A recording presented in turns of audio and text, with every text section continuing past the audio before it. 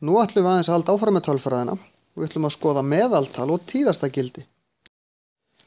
Ari skráði á sig hvað hann sá marga gula bíla út gluggann sinn. Finndu út meðaltal og tíðastagildi. Hér eru tölurnar. Hann sá eitt skipti sá hann 3 bíla, svo 3 bíla, svo sá hann 2 og svo framvegis. Það sem við þurfum að gera þegar við reiknum meðaltal er að leggja tölurnar einfaldlega saman. Og þá bara plúsa ég þetta allt saman. Ég fæ hérna 6, 8, 9, 10, 11, 12.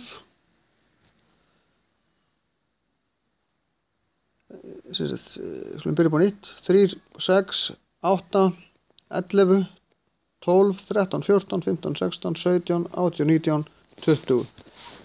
Þegar ég legg þetta allt saman þá fæ ég 20.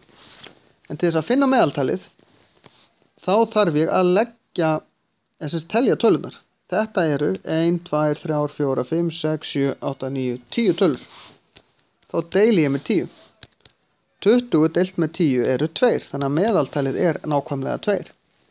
Ég fæ ekkert alltaf heila tölu út úr þessu eins og hérna, stundum fæ ég kommutölu, alveg geta fengið 2,1 eða eitthvað, en ég þarf alltaf að leggja saman allar tölunar og deila svo með fjölda talna. Ef þetta hefur verið 3 tölur hefði ég deilt með 3, ef þetta hefur verið 20 tölur hefði ég deilt með 20.